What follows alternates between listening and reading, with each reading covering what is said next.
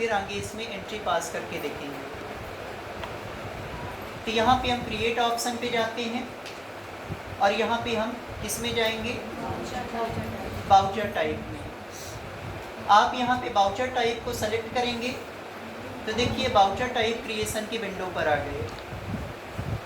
इसमें नेम पर टाइप करते हैं पॉइंट ऑफ सेल।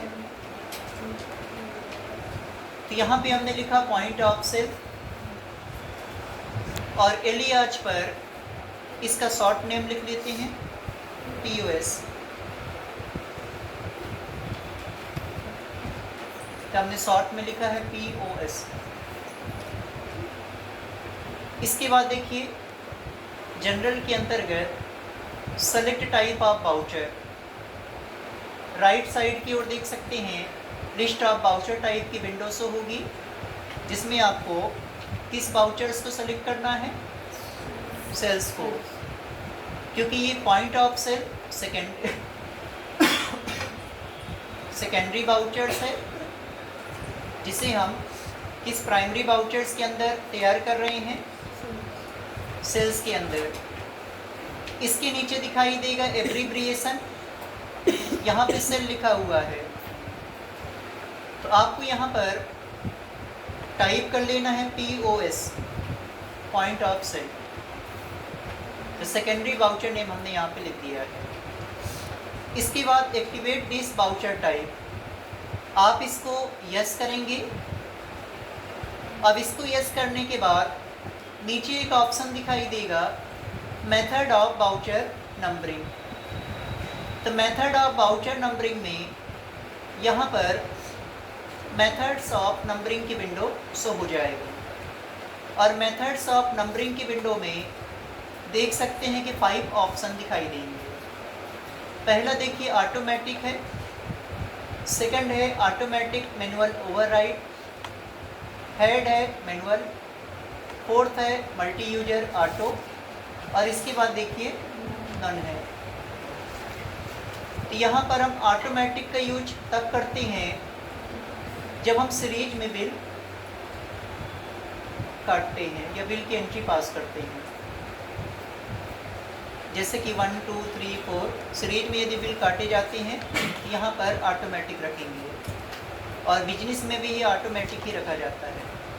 अगर GST मेंटेन करते हैं तो ऑटोमेटिक लेंगे। इसके बाद ऑटोमेटिक मैनुअल ओवरराइड, इसमें ऑटोमेटिक तो रहेगा लेकिन बीच बीच में अपने से भी बिल नंबर दे सकते हैं। इसके बाद यहाँ पे देखिए मैनुअल, मैनुअल का मतलब है कि पूरी तरह से अपने से हम नंबर टाइप करेंगे। टैली यहाँ पे नंबर शो करा के नहीं देगा, जबकि ऑटोमेटिक में और ऑटोमेटिक मैनुअल ओवरराइड में नंबर शो करा के देगा। इसके बाद यहाँ पे देखिए मल्टी यूजर ऑटो है, इसका यूज मॉल में किया जाता है जहाँ पर कई सारे पर्सन बिल काटते हैं, अलग अलग काउंटर रहते हैं जहाँ पे बिल काटे जाते हैं। एक ही समय पर कई सारे बिल निकलते हैं, तब आप इसको लेंगे। और किसी भी तरह का बिल नहीं देखना चाहते हैं, रखना चाहते हैं तो यहाँ पे डन कर देंगे। तो फिलहाल हम किस पे क्लिक करेंगे, ऑटोमेटिक पर।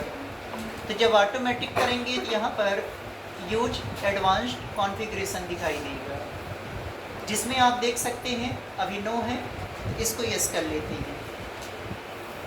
आप इसके द्वारा कस्टम बिल तैयार कर सकते हैं।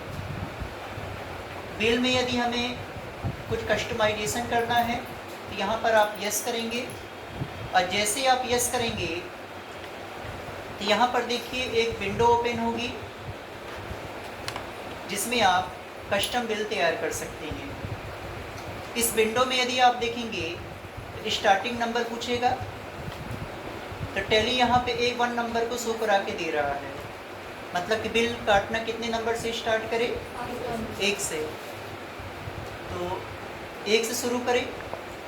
मान लीजिए कि हम बिल काटना 10 से शुरू करना चाहते हैं, 12 से शुरू करना चाहते हैं या 100 के बाद से शुरू करना चाहते हैं, तो उतना नंबर यहाँ पे दे देंगे।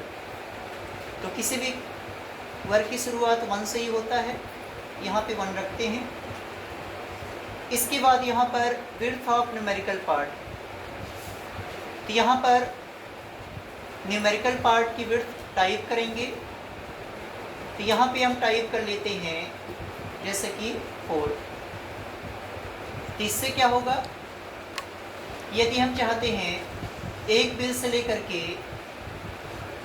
10,000 तक की बिल काटें, तो यहाँ पे हम 4 रखेंगे, क्योंकि जब हमारा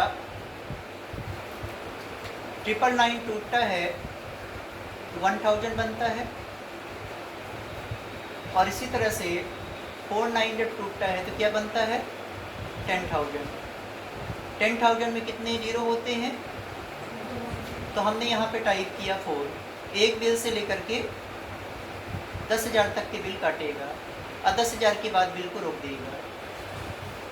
अगर आप एक बिल से लेकर के 1,000 तक की बिल काटना चाहते हैं तो यहाँ पे क्या टाइप करेंगे 3, क्योंकि 1,000 में कितने जीरो होते हैं 3।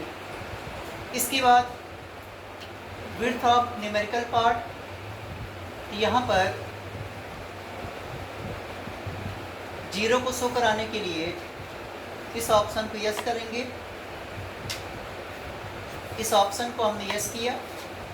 इसके बाद नीचे 3 अलग अलग कॉलम सेक्शन दिखाई देंगे, जैसे कि रीस्टार्ट नंबरिंग दिखाई देगा, इसके बाद प्रीफिक्स डिटेल्स दिखाई देगा, इसके बाद सफिक्स डिटेल्स दिखाई देगा। यदि आप रीस्टार्ट नंबरिंग पर देखेंगे